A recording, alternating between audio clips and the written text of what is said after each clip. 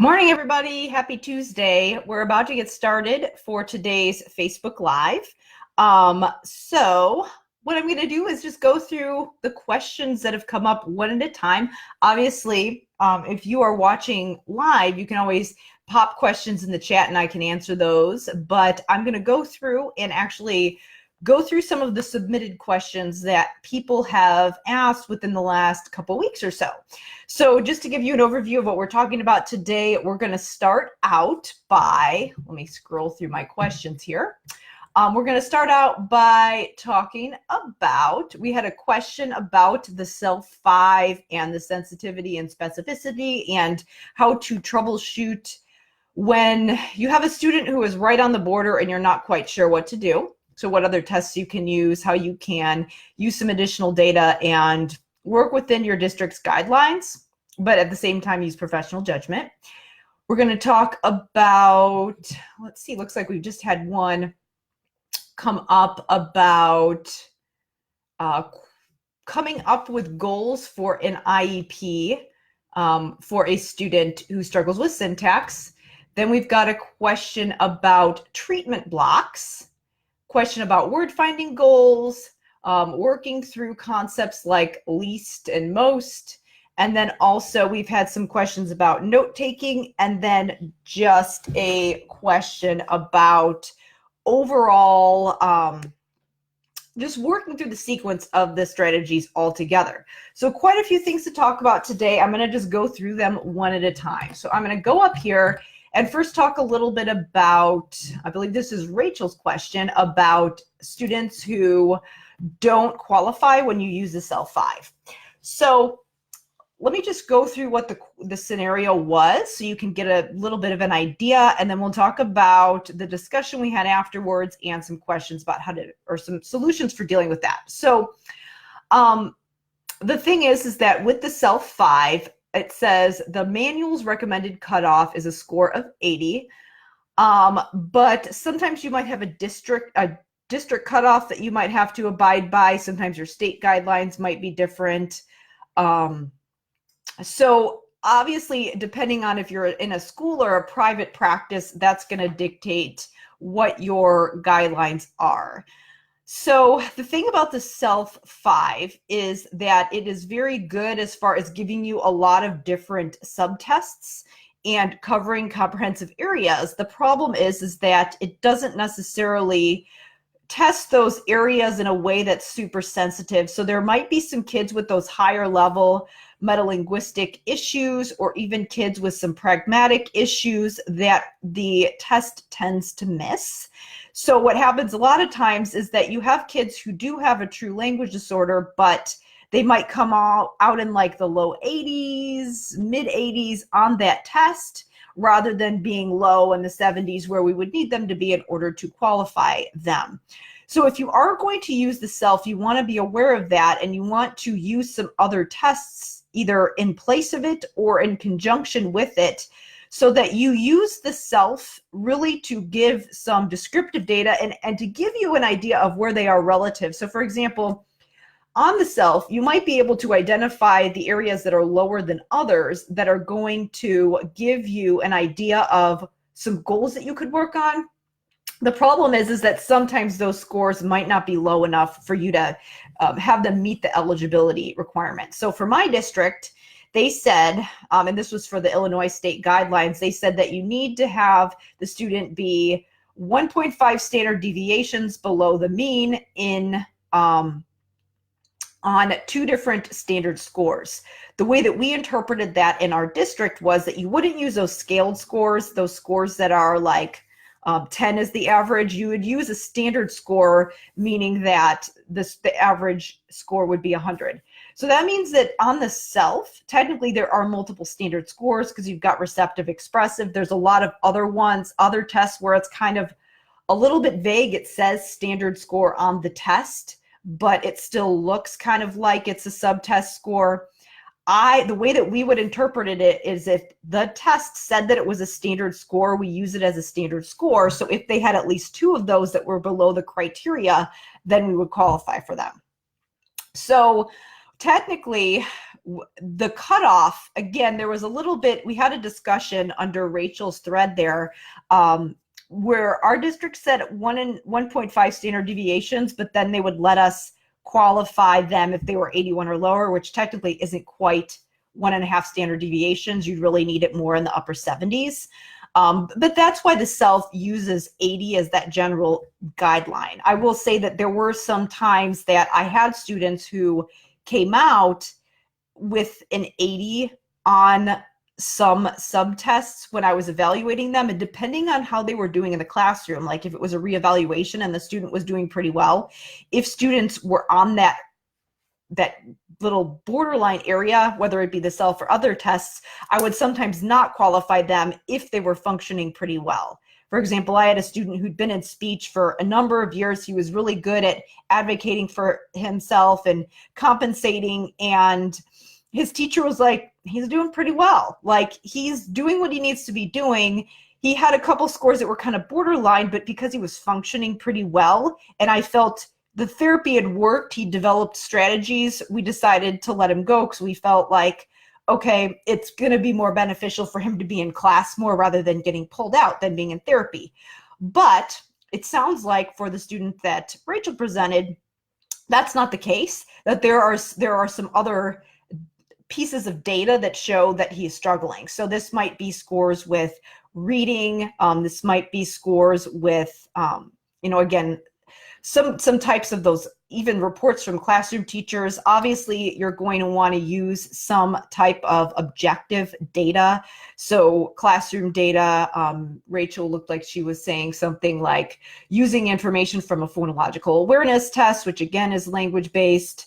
Also supplementing the testing with the language processing test, which is a much better test for giving you some more in-depth information about their expressive language and metalinguistic awareness. The word test is also a good option that's very similar to the language processing test.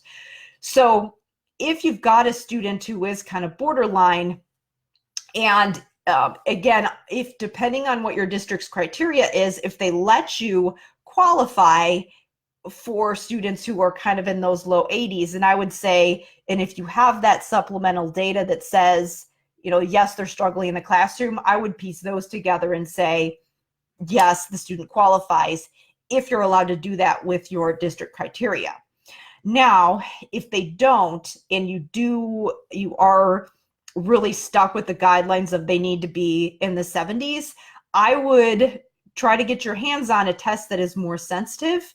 Again, things like language processing test, the listening comprehension test are very good.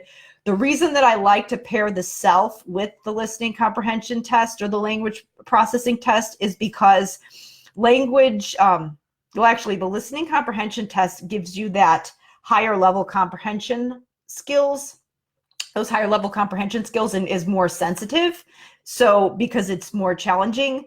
But the thing is that in order to improve those higher level comprehension skills, as we learn in Language Therapy Advanced, a lot of times you need to work on the things that we actually work on in the self. So the reason I say you want to pair those two tests together, or pair the self with some other things, is that you use the self to inform your treatment, to figure out like which skills are causing the issues with the high level comprehension.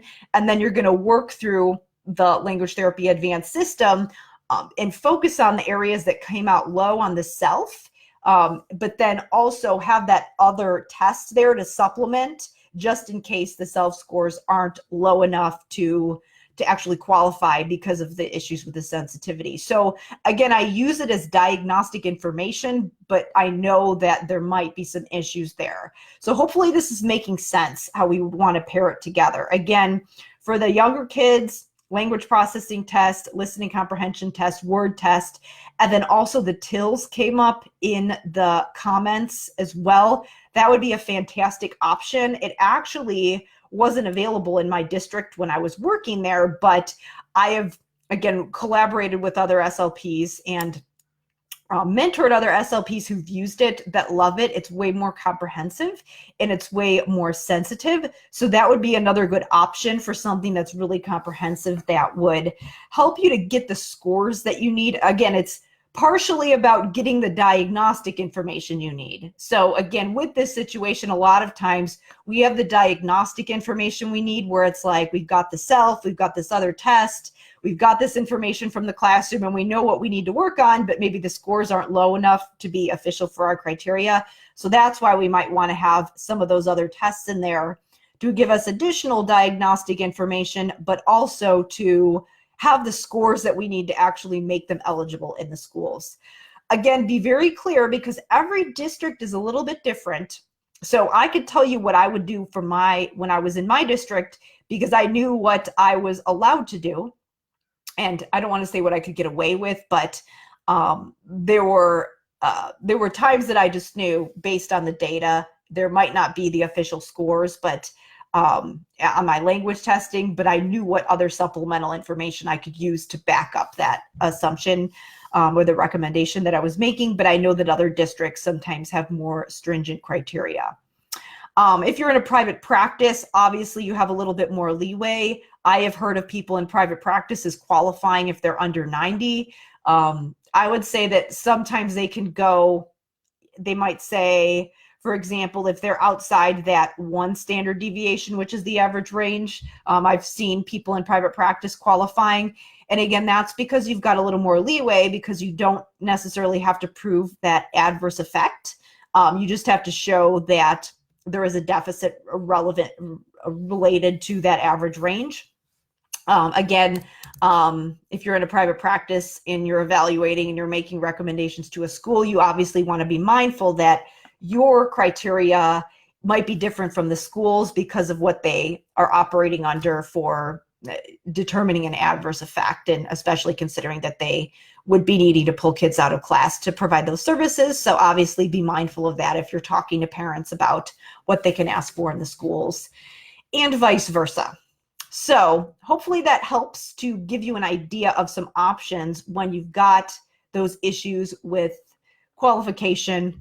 Again, I'm not saying don't ever use the self. I'm just really hoping that when they come out with the self 6, that they address some of those issues with sensitivity, because they weren't there on the self 4. The self 4 was really good.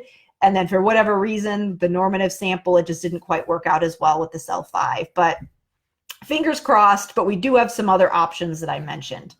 Okay, so that's a discussion about the assessment. Let's go on to talk about the questions about goals. So I'm going to address Christine's question here that came up yesterday about syntax, and then I am actually going to talk about Aaron's question about word finding as well, because they're both about goals. Okay, so the question is, I'm struggling with an upcoming IEP. I have been doing things like defining words in organized sentences, repeating and constructing sentences with correct syntax, following multi-step commands with words before and after. He's coming up for his IEP. I feel he would benefit from more of the same. I think I can figure out how to tweak the goal so it's similar but not worded exactly the same. Should I continue with more of the same? It sounds like it. If you think that he's making progress on those goals, but he needs to continue, then sometimes the interesting thing is that they haven't quite met the goal, but you're seeing that progress. So continuing that goal doesn't necessarily mean that you're you're giving up or that they haven't made the progress. You just want to know that you've seen the progress. So what you could do is, again, say on the IEP, you can just say, like, we started here and we're here, we want to get here, but that means that we're going to continue what we're doing. And then, yes, what you can do a lot of times with those goals is just tweak them slightly. Sometimes I might even say something like, if you're going to use a goal for defining and describing, you might say something like, with grade level vocabulary. And that means that the goal is changing. The task that you're working on is staying the same, but you're increasing the content. So I have repeated the same goal, saying, okay, like they're good. They're starting to be able to do this with vocabulary that's appropriate to their grade, that's related to the tier 2 words that are coming up in their grade level curriculums, but we're going to keep on this because we know it's working, we're going to do it the same the next year, but just with harder words. So I would explain that to the parent, and I might even just say something like, one year I might say second grade vocabulary, the next year I say third grade vocabulary. So that's one way, and that does follow, that is consistent with the way that we word things in Language Therapy Advanced, or the way that we do this system, because again, we're using the same framework, we're just making the tasks a little bit more difficult and increasing the content. So again, similar activities that we're cycling through, we're just making them a little bit more complex and continuing to cycle through so the students get familiar with those strategies and that they can work through the system efficiently. Okay, another thing is that, okay, other questions. You know, again, and you can sometimes tweak the goals, like for syntax. So let's say that you want them to construct sentences with correct syntax. Maybe you had one goal for complex sentences, and now maybe you're going to add a different type of sentence. Maybe you're going to add embedded clauses. You don't have to do something like that, but you can. A way that you can also tweak the goal for defining and describing is to be a little bit more specific about what vocabulary or what specific features you want. Sometimes you might write the goal where you have them define and describe words with 3 attributes. You don't care what attributes they are, but then maybe you want to make it more specific as they get older, because when we're working on things like definition syntax, a lot of times, so when kids are in the younger grades, like kindergarten, first grade, it's normal for them to have a hard time with vocabulary or even antonym, synonym for the verbs and adjectives. And the thing about that is that we want to start reinforcing those skills, but we might not expect our students to be able to come up with it independently, because usually around second grade is when students can start actually giving you that complete definition with those defining features, which for nouns is the category, for verbs and adjectives is the antonym, or sorry, usually synonym, but sometimes antonym, like if you're defining the word by saying what it's not. So you might, as you get older, or as the students get older, maybe in the goal you want to require them to say the category, knowing that as they get older they should be able to do that. So maybe you might say, we'll define and describe words by naming the category plus 3 additional attributes. Or maybe you put in parentheses, we'll define and describe words using 3 to 4 attributes, and then put, for example, category, function, antonym, synonym, things like that. So you can tweak the goal by making it a little bit more specific, or by changing the vocabulary. Okay, so yes, I agree with you, Christine, doing more of the same, just tweaking the goals and explaining to the parents, like, they're doing well, they're making progress, and that shows that these goals are good, so we want to keep working on them. Okay, question, second part of her question, he has trouble with memory, as in the screens from SLP Toolkit. He also did poorly on narrative retell, couldn't remember the details. Do we work on memory? I know some of it's due to poor syntax, hard to repeat back sentences word for words. He can say 5 digits that are given, but not in the correct order despite second trials. Should I add a narrative retelling goal? I see you have other products, vocabulary and narrative retell. These would be great, but I don't know. Again, the IEP is coming up Thursday. Okay, so let me talk a little bit about narratives, and then I'll talk about memory. So the way that I do have a course on narratives, and the reason that I offer it separate from Language Therapy Advanced, it's called The Art and Science of Narrative Language. I'm actually going to be running a special on it in November, for those of you who are interested. The reason that it's not included in Language Therapy Advanced is because a lot of times people come to Language Therapy Advanced and they're doing a lot of narrative stuff, and they haven't built the foundation that we build in Language Therapy Advanced. And so that's why their students are struggling with narratives. And so what I recommend doing is Language Therapy Advanced, build your foundation. And then in Module 6 of Language Therapy Advanced, we talk about working in things like context clues and reading comprehension, because you do eventually want to start working that stuff in to increase generalization.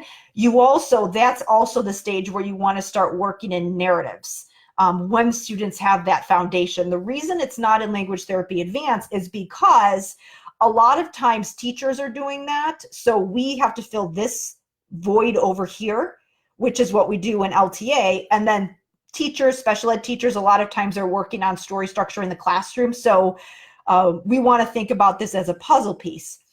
Having said that, there are times that we do want to start working that into therapy at that stage just to solidify it.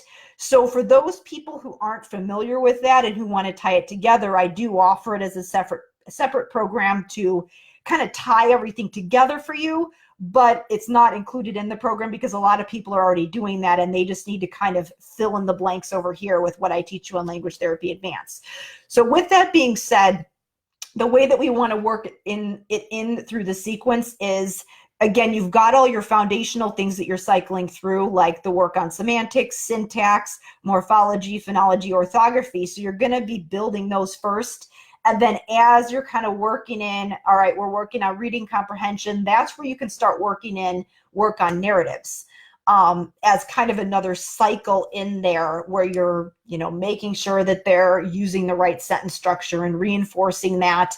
But the problem with that is that sometimes when you're working on narratives, if kids really need work on semantics and syntax and morphology, you don't really have enough opportunity to really dive deep on those skills because you're focused on the high level cohesion of the narrative structure. So I'm not sure if you should add a narrative retelling goal. It depends on how much you are working on the other skills with this student. I think you could put the goal in there. It probably wouldn't hurt, but be aware that what you're probably going to be doing is really diving deep on those foundational skills and then just kind of cycling through to this narratives goal, like, every couple weeks, kind of working it in and seeing where they are with it. I probably, if he needs the work on syntax, I wouldn't make that the primary focus of therapy, but what you could do is write the goal, knowing that you are going to kind of cycle around to it and knowing that the work on this foundational stuff could in theory impact that narratives goal. So you could write it knowing that you are going to be working on foundational skills that are going to be impacting it and that you're not going to necessarily be always drilling narratives in therapy all the time. Again, knowing this over here is going to impact this down here. And yes, I am going to sometimes work on this task over here, but I don't necessarily always feel like I have to be working on narratives every session, every week or whatever. So again, whatever you decide to do, I'm sure it's going to be fine. I think it probably wouldn't hurt to write that goal in, maybe write a goal like will retell narratives with, accurate detail and sequence, or will retell narratives with, and then put in parentheses what story elements you want them to have. Again, certainly couldn't hurt, but don't worry, don't stress yourself out with trying to drill that goal and drill that specific task in therapy if you know that they've got this other foundational work, because that foundational work is going to help with that narratives goal.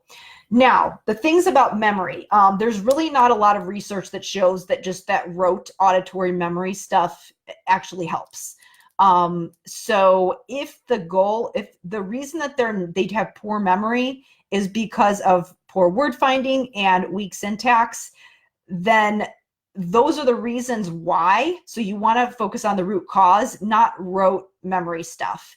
I don't know. I'm not familiar with those screenings, so I can't really tell you how good or bad they are. But I will tell you that stuff, those memory screens, they're good for diagnostic information, but there's not a lot of evidence to show that we can actually improve working memory from drilling those memory tasks. So that's why I don't include it in the program. The way that I recommend including it, and the same thing with following directions, is to work on the linguistic information that's causing those cognitive breakdowns that are contributing to that memory issue. That's what we know works. There's research to show that works. So you guys only have so much time in therapy. It's kind of a risk to be working on this thing over here that we're like, maybe it works, maybe it doesn't. Some people say it does, but we really don't have evidence to do it. So that's why I focus on what we know works And then, yes, we can work in some of those things that are kind of like auditory memory, like following directions. That's covered in Module 6. But again, the way that we do it is by embedding those syntactic structures, those morphological structures, that grammar, and that vocabulary that our students need to work on, so that we know that we're building those components that the students need. And yes, we're kind of working in some of those auditory memory things, but we're doing it in conjunction with skills and tasks that we know work. We're not taking our time away from those things to focus on this other thing that we're not really sure if it works. So I think it's fine to do those memory type screenings. There's a lot of them on language tests, like the TAPS, the SELF, things like that. But just be aware of what you're really measuring and what you can actually improve with therapy. We know that working on language works, so that's where we want to focus most of our time. Okay, so following up with the word finding goal, this was a great discussion that we had. What are the measurable word finding goals that you want to have? So the recommendations that I made was that, again, you're going to go with the goals that we've talked about. So the ones that I've talked about with Christine's question just now. So defining and describing words, working on semantic features within the context of that goal. And then you might even take it a step further by saying that you want the student to use that word that you've just defined and described in a sentence with correct grammar and syntax. And then if syntax is an issue, you might also have a goal for saying complex sentences or answering questions about complex sentences. So the reason that it's really hard to find a word finding goal is that the thing is that working on those goals, the reason that they have poor word finding skills is that they might have a hard time formulating their sentences, or they might have poor storage. And working on that semantic information helps with that organization in their mind that's going to help them retrieve those words more quickly. So working on those goals, even though you're not referencing word finding specifically, you are actually improving word finding. So that's why we're going to work on those things. That's why working on semantics, syntax, building morphology, all the things that we're doing in Language Therapy Advanced are going to work on, are going to impact word finding. So if you've got a student who sometimes seems like they're searching for a word, the word's on the tip of their tongue, a lot of times it could mean that they have poor storage and retrieval, limited semantic information of that word. They might have a poor phonological representation of the word. Again, sometimes if we can't remember how to pronounce a word, we might have a hard time retrieving it. So again, that's why we work in phonology as well. And then also, if we don't know how to structure our sentences, then we're going to have a lot of vocal fillers and say a lot of ums and uhs and kind of talk around things if we don't have good sentence structure. So all those things are going to help with word finding. All right. So we talked about assessments. We've talked about goals. Let me move on to the next question here. Okay. All right. Let's talk about the concept of least and most and things like that. Okay. So here's the question. What is the typical age for the concept of least to be comprehended? For example, what is your least favorite class? She discovered last year there's a third grader, so I guess the student would be in fourth grade, when analyzing self results, that the student did not understand some of those complex or some of those basic concept words, spatial, temporal, things like that. So yes, categorization's an issue. Working on sentence combining, relative clauses are difficult. Should I test for basic concepts or just explain them as they reveal themselves? So the discussion that I had, again, is that so a lot of the basic concept tests that are out there, one example is the BAME test of basic concepts, or the other one that I mentioned was there's the WIG test of basic concepts. A lot of them are normed only up to second grade. So if a student is in third or fourth grade and still struggling with them, that's kind of an indicator that they are a little bit behind. Again, it is really hard to define, like with vocabulary, be like, this student should learn this word at this grade and this age, because a lot of times it is very dependent on environment. But with those basic concepts, yeah, I mean, if they're in the later elementary grades and they're still struggling with it, that is an indication that you want to start working some of those in. But the question about like, do I work on them as they come up? If you notice them, I would definitely keep a running list, but what you want to think about is patterns, not individual words. So for example, the concept of least and most, those are superlatives. And so what you want to do is figure out, okay, if they're struggling with these superlatives, are they struggling with other superlatives? And a basic concepts test, even if it's not normed for that grade, could at least give you an inventory to help see those patterns. There are some subtests on the self that look at those things in the following directions subtests. So you can also look for qualitative patterns in which probes they got wrong on the self. So that's another option if you've got some assessment there. But know that if you were to give, for example, the BAME with a student in 3rd or 4th grade, you wouldn't get a standard score, but it could give you an inventory. So there could be some value in it. You just want to make note of that on your assessment results, that it wasn't normed, but the student struggled on this, this, and this. And obviously that couldn't be your sole means of diagnosing them. It would be more for information about how to treat.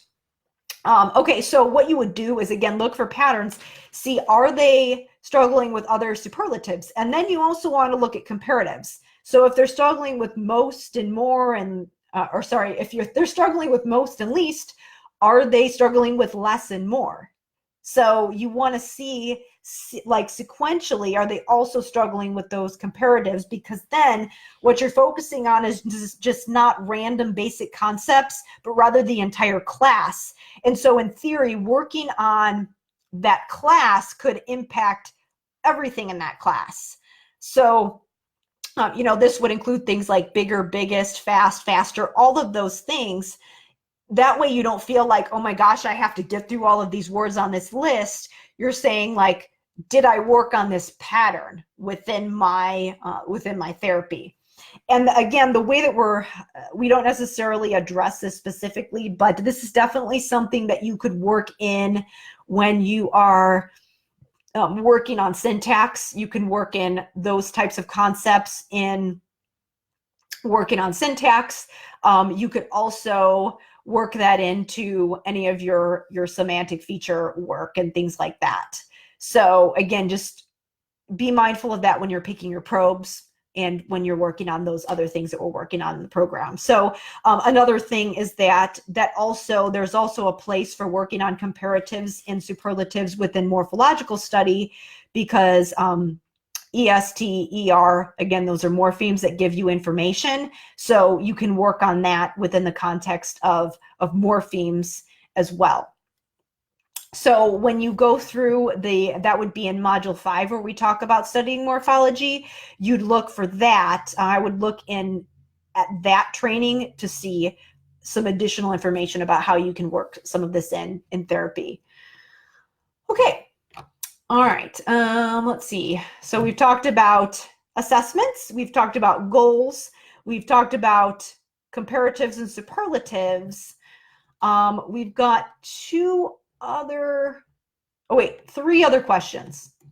Okay, the next question I want to answer came from me via email, not via the group. And the reason that I want to talk about this one now is because it has to do with the whole sequence, because we are talking about a bunch of the different strategies that we do in Language Therapy Advanced. So the question is, let me get it up here so I can read it. Where's my email here? Okay.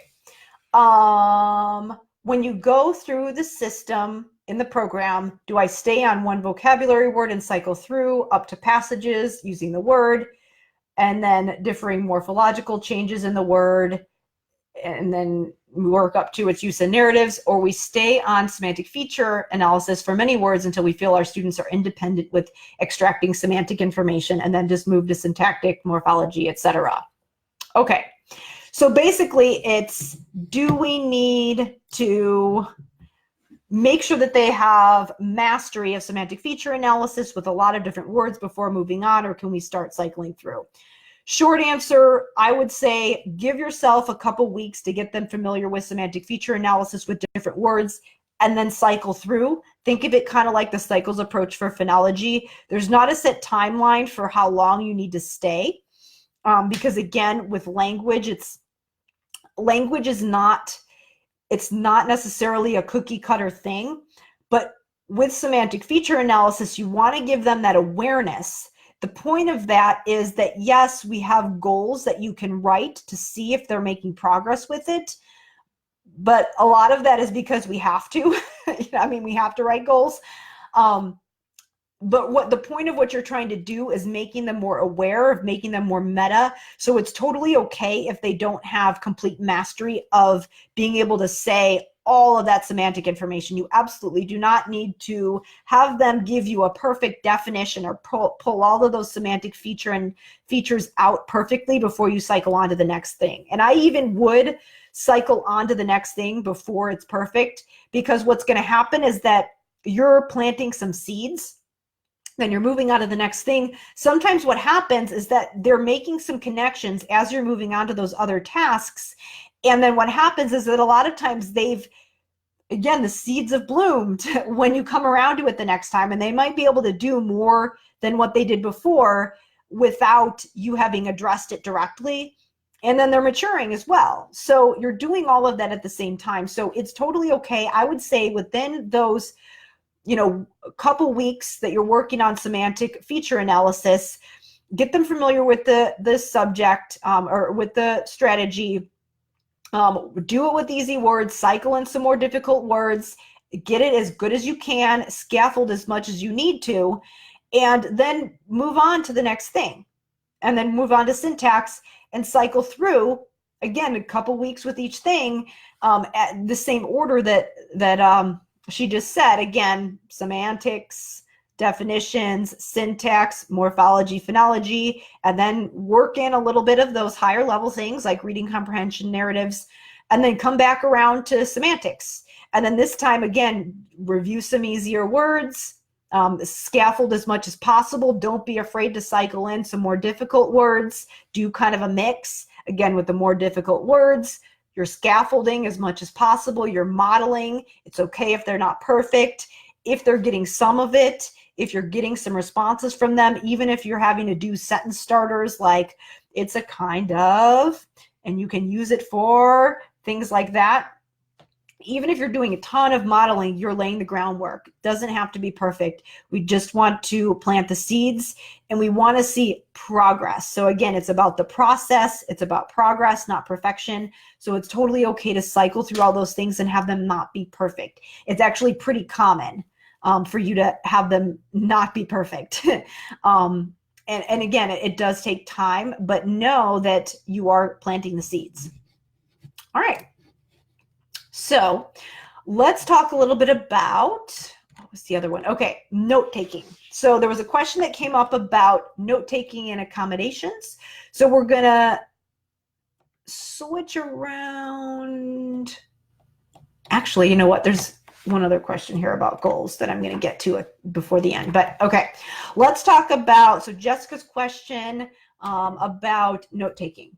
So the question is, and now we're kind of talking not just about what we're doing in therapy, but we're really talking about service delivery. So I have a student in 8th grade who's in regular education with special ed support. In his science class, he's required to take notes. His mom shared with me about how frustrated he is with knowing what to write down. Have I talked about this topic? Any strategies that I can teach him?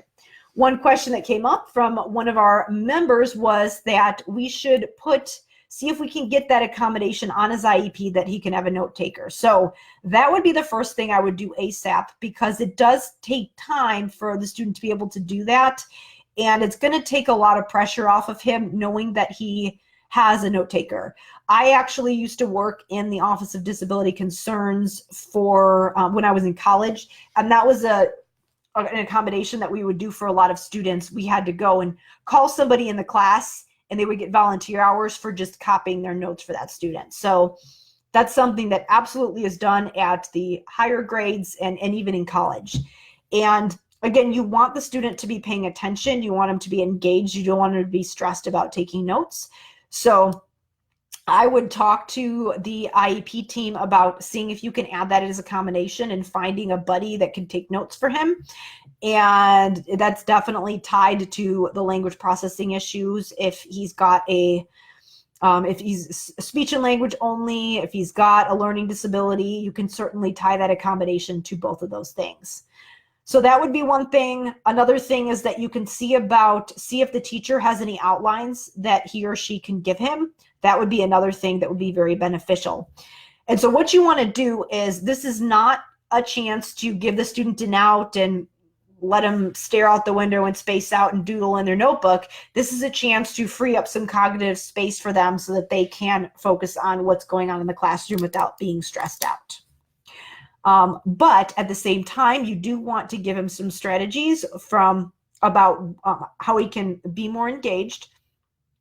So the first thing I would do is see if there is a special ed teacher or some type of a resource that can help him with this, because this could, if in theory, if you're working on this in therapy, it's going to take away from therapy time, and he might need some work on some of those foundational skills that I've talked about today.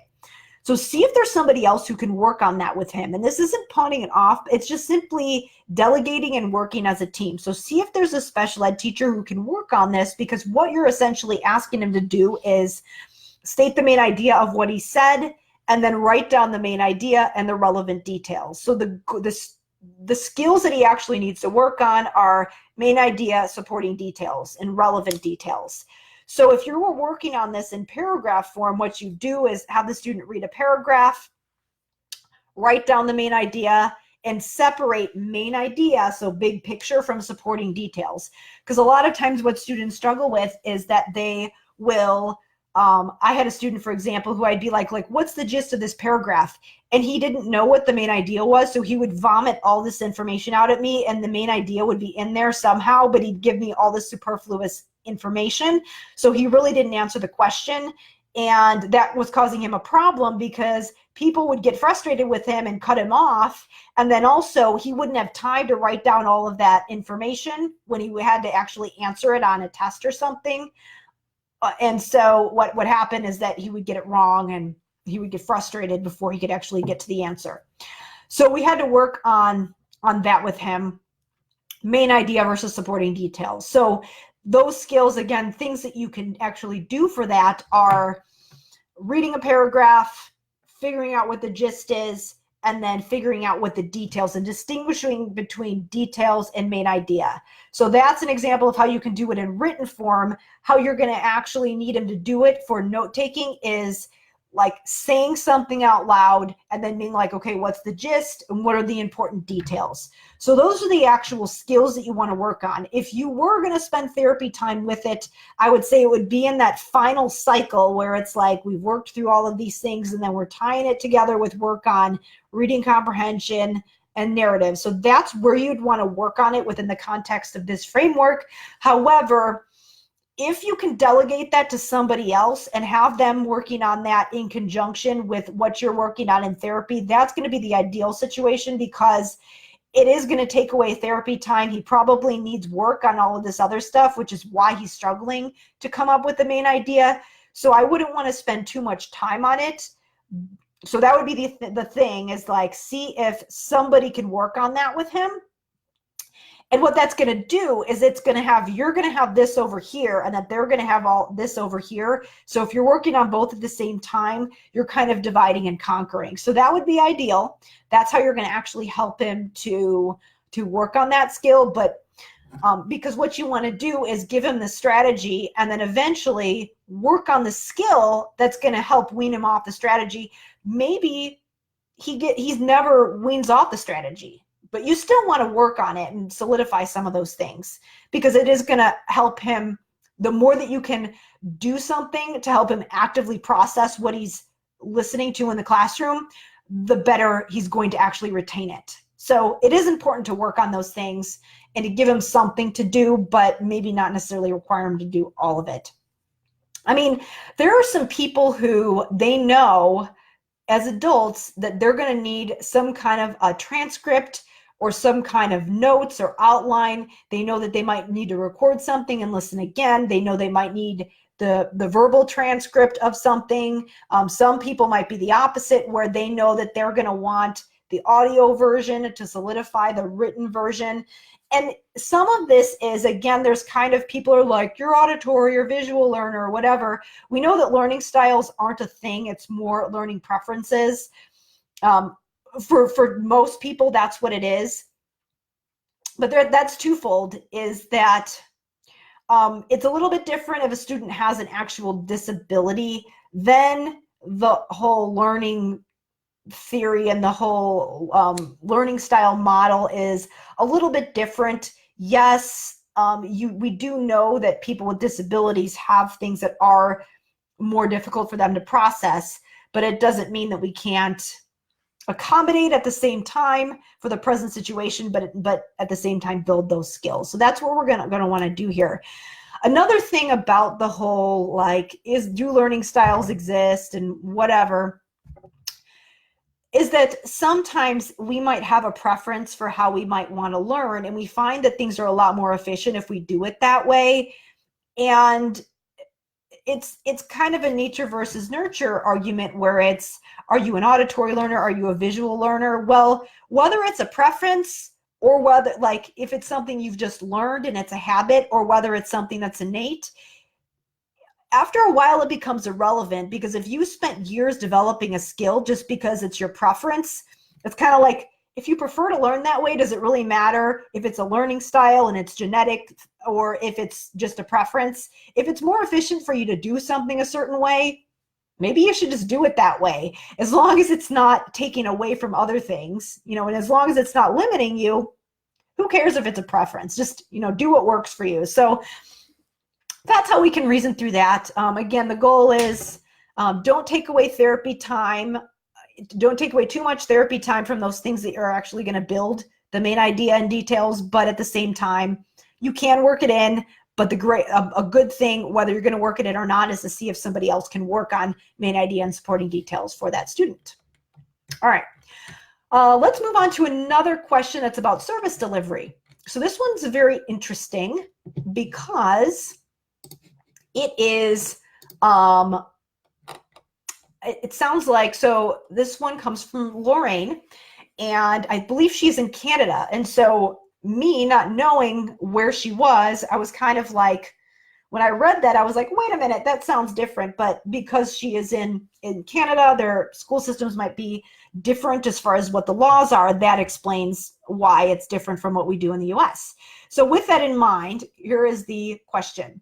So because we were going back and forth with the discussion, and we never really answered the question. So I wanted to follow up on that and to give some answers about how we could work through that situation. So for school-age students, we only have short-term treatment blocks, twice a week for 7 weeks, and then we're expected to move on to another group of students. In addition, we can do a teacher consult to recommend potential classroom supports. Are there skills that can be reasonably targeted in this amount of time, skills that will have an impact on student functioning in the classroom?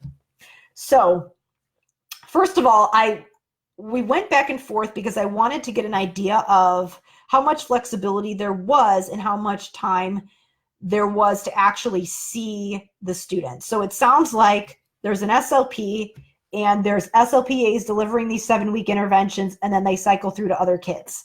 So my thoughts are, that's unfortunate, because ideally you should be able to provide those continual interventions to those students.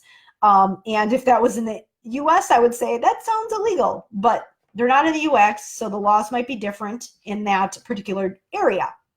So if the case is that, and I'm hoping that I'm hoping you can cycle back around to that group of students. I'm not sure if that's the case. Like, do they get 7 weeks on, 7 weeks off? Do they get another 7 weeks within the school year? I'm not exactly clear on that. That would be ideal if you could work out a way for that to happen. But let's say hypothetically that the situation is that there's an SLP supervising the SLPAs who are delivering this intervention, and then those students only get 7 weeks of intervention during the school year. If that's the case, I would say use the language therapy advance protocol, cycle through all of it. At least, I would say you could cycle through it at least once within that 7-week period. You're just going to have to condense it a little bit to get the students like to lay the groundwork. I would focus most of your attention on the foundational work. So focus less on the reading comprehension narratives, focus more on the foundational stuff. And then what I would do is I would say within that 7 weeks, have your SLPA cycle through things like semantic feature analysis, definition syntax, sentence structure, and morphology, phonology, orthography. So basically divide up that 7-week time so that you're working on all of those things equally. Train your SLPAs to do that. And then for the next 7 weeks, if it's possible, what I would do is maybe have a month or so that the teacher is working on some of those higher level skills, like the reading comprehension and narratives and things like that, because that's a little bit more in line with what the teachers are doing already, typically. So then I would say cycle to that type of stuff for the next month or so. And then I'm not sure if you go back to those students or not. Like, do those students get another intervention block? But ideally, what you'd want to do is find a way for them to have somebody working on them with those skills again after that 7-week intervention period. So like, if it's 7 weeks on, 7 weeks off, maybe you could do 7 weeks of this the language therapy advanced activities, and then 7 weeks of just kind of reinforcing it and focus on higher level stuff. I don't love that time off, but then if you have another cycle where you're seeing those students again, you could do another block of those same activities.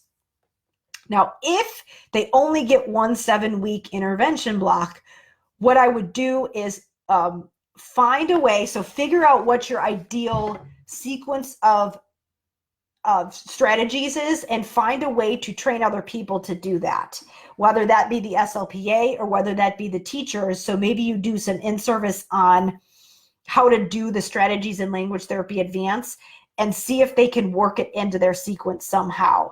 So again, for 7 weeks, the SLPA is giving that intensive intervention, and maybe during that time, you're training the teachers in how to do that.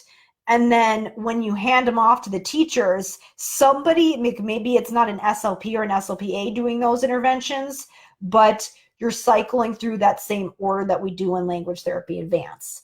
So really what I'd say how you'd use that 7-week intervention block is going through the entire sequence of the language therapy advanced strategies with priority on getting through semantic feature analysis, definition syntax, work on sentence combining, sentence structure, and then work on morphology, orthography, and phonology. So those would be my main priorities for that 7-week block. You can get through all of that in that intervention block.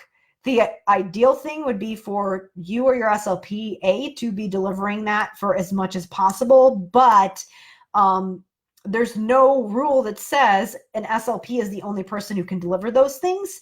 What we can actually do is kind of spread the wealth, like share these strategies with somebody else that's going to be working with those students and try to work it into what they're already doing. I'm hoping that will work for you. Again, I'm not quite sure of what resources you have, but again, a lot of times I think if you know what your ideal goal is, like what's my goal of what I want to work with with these students and what needs to be done, if you can get resourceful with how you use your resources and people, then a lot of times, you can figure out a way to get it done. You don't always have to be the one delivering those interventions. You're still, in a way, running the show. Like you're kind of in the driver's seat because you're delegating what you're doing. So you're still providing services and using that knowledge, and maybe that consult time is spent showing the teachers how to do those things. And don't worry too much, like if you're like, oh, I didn't teach them all of the things that they need to be doing. Maybe the first part of your consult time is showing them how to do semantic feature analysis, and then maybe work in the definition syntax. Don't stress too much about like, am I following this? Am I getting teaching them the strategies quickly enough, you know, like just do as much as you can with the time that you have. And so that's how I would deal with that situation. If you can find a way to see students for an additional intervention block during the school year, that would be ideal. But I mean, sometimes you have to work within the system that you have. All right, one more question that we had that came up. Again, we did talk through it, but wanted to follow back around because I think that it will be, I think it was beneficial for a number of people. So back to the discussion on goals, just address this really quickly. The question was, so just completed the vocabulary foundation course, but struggling how to write goals for some of my students in middle school that would be most beneficial for them. Would focusing on prefixes and root words be best so they can help with context clues, or should I just focus on semantic features? So what I recommended, again, if you go to that thread, I believe it was September 17th from Kristen, I did share another Facebook Live where I talk about that in detail. But some of the other questions that came up were, if you're going to use the goal, student will describe 3 to 4 attributes. Are you taking data on completing the semantic feature analysis chart? Or like, how do you take data on that goal? How often do you do it? How do you handle it when you have to take data on therapy every session? So what I said was, on your day-to-day session, if you're working on semantics, on that goal, just put a tally, yes or no, like did they do it? Did they describe this word with the number of attributes or the type of attributes that I wanted, plus or minus? And then every 6 weeks or so, maybe you're going to get that semantic feature analysis chart out and see like more detailed qualitative information about like what features can they get, what, you know, like how accurate are they in doing that entire semantic feature analysis, just to give yourself a benchmark. So you don't have to be filling out that entire, like, did they get the category? Did they get the function every single time? I'd keep it simple. If you have to take data day to day, but then do something more detailed every 4 to 6 weeks, just to keep it manageable for yourself, but also stay within those guidelines. Again, the charts are there for some additional descriptive information, but it's just not feasible for you to be doing that every time. So then the other question is, how do we figure out how to do that with working on syntax and semantics at the same time? So again, you're going to have that goal for semantic feature analysis about defining and describing.